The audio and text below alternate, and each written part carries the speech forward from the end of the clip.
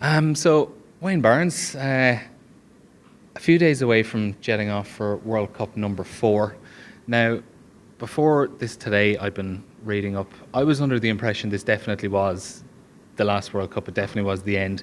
From hearing you speaking earlier on, it doesn't seem like the decision has firmly been made yet. You think you're going to sit down after the World Cup and think a few things through, but you've been there a long time, 4 World Cups, as I say, 80 plus test appearances. You've got a decision on your hands soon? Yeah, I'm guessing it must be the coaches and the players who keep telling everyone I'm retiring. Maybe it's them, their desire for me to go. But no, I think like any player, any coach, rugby is now a 4-year cycle, and at the end of that 4-year cycle, you sit back and with your family and decide, what's next, what's best for my family. I've got 2 young children, 5 and 2. A wife who works full-time, really successful in her own right. So after I come back from Tokyo on the 4th of November, having flown on the 10th of September, we'll sit down and we'll have a chat as a family. And when you are weighing up that decision, do you think it's going to be, are there various options? Is it stop refereeing entirely? Is it step aside from the test arena and maybe, make yourself a bit, still do Premiership games or, European Champions Cup and Challenge Cup, things like that? Is it all or nothing, essentially? I haven't even started to go in that much detail. It would be, let's sit down, let's see where we are as a family and make the decision, knowing that the World Cups are never 4 years away. I love being part of rugby. I've enjoyed my last, 13 years of international rugby. But, I'm 40 now. I've got, as I said, a 5 and a 2-year-old. We'll sit back and see where we are then. And it seems to be it's more just kind of family commitments thing is the main kind of factors for you rather than, age and fitness, because we've kind of seen, like someone like Nigel Owens, for example, is considerably older than you and still going perfectly strong. It doesn't look like he's struggling with the pace of the game or anything like that. It's very much just kind of personal choice and family. Yeah, and travel. You spend a long time away from home. I'll be away for 8 weeks during the World Cup. The day before I fly, the day that I fly is the 10th of September. My daughter starts school on the 11th of September. So, things like that will be part of the decision. But also, being part of rugby is something I love and enjoy. People forget that referees are not just there to spoil their afternoon. They're actually there because they're massive fans of the game. I love the game of rugby. I love being involved in it. I love, tomorrow being in front of, there'll be 50-odd thousand at the Aviva, Yokohama. There'll be 80,000 for the Ireland-Scotland game. You want to be part of those games. If you're a rugby fan, you want to be part of those games, and that's why we train hard and why we work hard to be part of those big occasions. So all of that will go into the melting pot, and then I'll start thinking about it in November. And bear in mind as well, tomorrow, as you say, it could be the last time you referee an international at the Aviva Stadium. If there is a standing ovation, bear in mind Rory Best is making his last appearance at the Aviva as well. Don't get confused on that now. Okay, the standing ovation as a run, I'll make sure I check over my shoulder to see if it's Rory. But as we say, your first World Cup back in 2007, and you were talking about a little bit earlier on that famous game against New Zealand and the possible forward pass, I think we'll call it. But when you look back in your career, do you think you're a different referee now than back when you were in 2007, and kind of why is it? What have you learned along those years? Of course, 2007 I was 28 and 40 now. I'd refereed a handful of international matches. Whenever I speak to people who are starting off refereeing, the one thing I say is you need to referee lots of games. You need to go out there and make your mistakes and learn from those mistakes. Same as a player. A player gets better with age because he learns from those experiences. He learns from those feelings. And same, in 2007, I was still learning my trade, and I've got 80 plus test matches, 200 Premiership matches, 80-odd your Heineken and Cup matches under my belt. So you learn from them all. You never stop learning as a referee. You always want to get better. You learn from coaches, you learn from players. So yeah, of course, I'm improve as I come along, and hopefully, 2019, I'm as good as I've ever been. I'm as fit.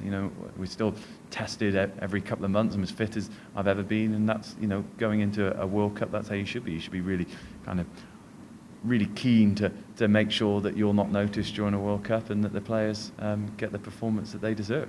And sometimes you obviously are going to be noticed. It's just what happens, and a lot of the time there's criticism. And in 2007, that's where the main criticism came, as you've said many times before you were voted the third most hated person in New Zealand. Effigies burned of Wayne Barnes, and when you look back on that, like, has that changed you? Have you learned to deal with the criticism a bit better at the time? How did it affect you? Of course, you learn from it. You learn from all experiences. You know, I think as someone, you know, who's always wanted to improve, all those experiences you just help me build as a character, as a person, as a referee. I'm not someone who looks at social media. I'm not on social media, though there is a @fake Wayne Barnes out there somewhere. It's not me. So I've got a tried and tested group of coaches around me, you know, including players, ex-coaches, ex-referees, you know, sports psychologists, and my wife. You know, she's probably one of my harshest critics. Those are the people's views who I trust. I listen to those, and we adapt accordingly. And you know, and just a desire to get better is my main drive. It's not about being popular. If I wanted to be popular, I wouldn't have gone into refereeing. I definitely wouldn't be a lawyer and a referee. You know, I learned from 2007, learned from 11, learned from 15, and hopefully I can take all of that into 2019. And 2019, I think the big thing that's been spoken about for the last year or so is the issue of foul play, and how we're kind of refereeing that and how we're judging it, and the kind of the step-by-step process to deciding is something fine, is it a yellow card, is it a red card? How much work have you had to do collectively, the referee and all the match officials together, to just kind of get on the same page? Because I think the big word that's been used for the last while is consistency, and I think that's what everyone just wants. Yeah, so since 2015, we've met as a group of officials more than ever. You know, we fly down to the Southern Hemisphere once a year. Everyone comes up to the Northern Hemisphere. It usually ties in with the November test, and then we meet in the middle somewhere during the year. But also during the Six Nations, we meet up every Monday. We all fly into to Heathrow, and then during the Rugby Championship, we all try and fly in and meet. So we're constantly reviewing each other, constantly talking to each other, to, as you said, to get that consistency. And we're probably as consistent as 12 referees going to World Cup, consistent as a group as we've ever been. And that's because of the amount of time we've spent on that. But also we're going to be, we've also been to Japan already. We all met in July to start those discussions. Alan Roland, head of World Rugby refereeing, has been into all the teams to talk to them about the way that the game will be refereed and get the feedback from the coaches. And then when we get to Tokyo on the 11th, we land. We'll then start. You're not even sure what days you're kind of. Well, I know I'm flying on the 10th. I was just trying to work out when I was landing. So we'll land on Wednesday the 11th, and we'll start those discussions again. We'll then meet all the coaches at a referee and coach meeting at the start of the first week of the tournament. So come the 20th of September, when a game kicks off between Japan and Russia, you know, you should be getting a consistent performance from any referee. You could drop in anyone to that first game, and hopefully you'd get a near identical performance. And when you are going through, when you're on the pitch and that situation does arise where you're looking up at the big screen and you're, you know, we see it with lots of referees, they're talking out loud, yeah. They're walking themselves through the steps and saying what they see. Do you just have to completely take yourself out of the moment and just be cold-hearted and cold and just look directly at what's happening and take occasions out of it and everything? You've got to take occasions out of it, but what you've got to do is still make an understandable decision. So just because the guidelines might walk you down a certain route, you've still got the ability to say, well, actually, though, he might have been a high tackle, but the player was ducking into a tackle, or the player slipped at the last moment, or he cut back on the inside and it was a reactionary tackle. So we still want, as a group, to make decisions which are understandable to the fans, the coaches, the players. We still want to make decisions which have a bit of kind of rugby understanding as well. So it's not a black and white kind of structure that the new framework is. What it says is, if you're running into someone standing upright and you put your shoulder into someone's head without attempting to grasp it, you're probably going to get sent off, and rightfully so. But if it's something where it's slightly gone wrong and there's a lot of mitigation, we don't want to be making the ultimate decision of sending a player off in a Rugby World Cup. We want to be certain before we start sending players off. And that's what we've been saying to the coaches, and what the coaches have been saying to us. We're only going to send off players who, do something stupid. Mm-hmm.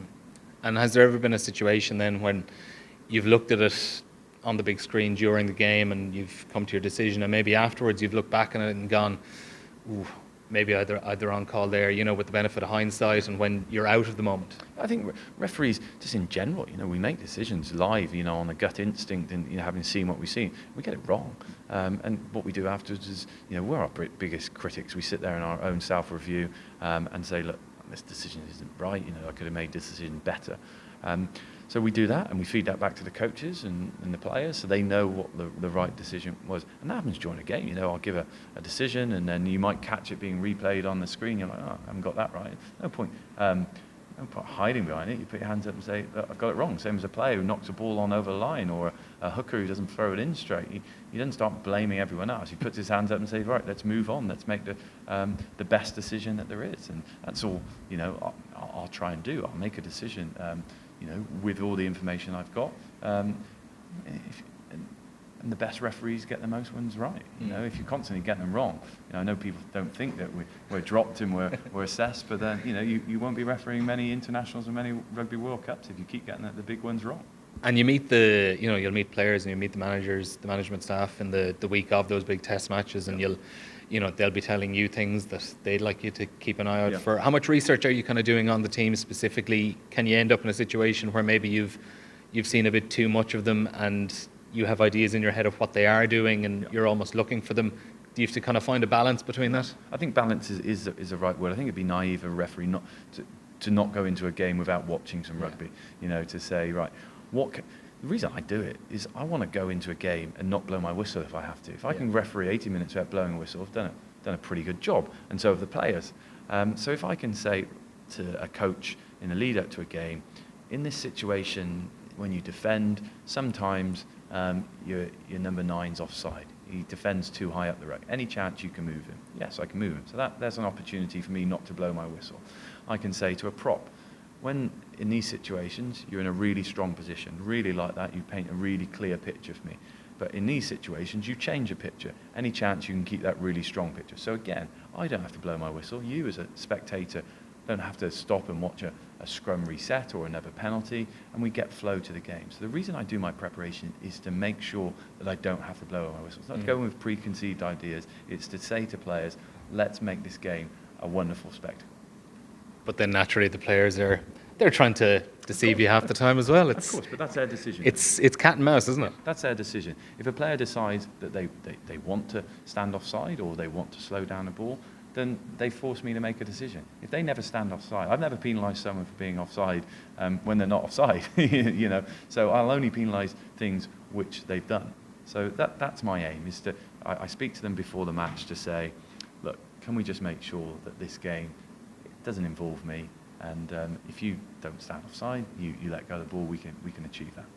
I just have one final question then. I mean, you're going to the 4th World Cup, you haven't had a final yet. I mean, if someone was to present the situation to you where you get to referee a World Cup final, but it means England aren't going to win a World Cup, but someone says you don't referee the World Cup final and England do win a World Cup, are you selfish in that one? It's something I can't control. All I can control is refereeing my 3 games in the pool stages, starting off with Scotland versus Ireland, and giving the teams a performance that they deserve, and then going on to Georgia versus Uruguay, and then South Africa versus Italy. If I'm refereeing well, I might get a knockout game, and if I referee knockout games well, there's only 12 referees. One of the 12 will referee a World Cup final. There's nothing I can control. All I'll be doing is trying to make sure, come Yokohama on the 22nd of September, that I'm in as best condition as I can be. Anything after that, I can't control. It's a good answer. Just very finally, actually, just came to me as well. In terms of the conditions for Japan, like we're expecting it to be really hot, really humid over there. You obviously have to be physically conditioned for that as well. Does that, like, when you are fatigued in those games, and if you haven't prepared right physically, can it affect you mentally in the moment, and you're not spotting things correctly, and your focus might be a little bit off? I think we all know just why the teams are training in Faro or in Treviso or in Turkey. They're doing it to prepare themselves as best they can. So when it comes to those big games, that they know it's going to be hot. We've been out there recently as a group of 23 in July, preparing for those kind of those conditions. And you've got to challenge yourself physically before you get there. And so that's what we've been doing.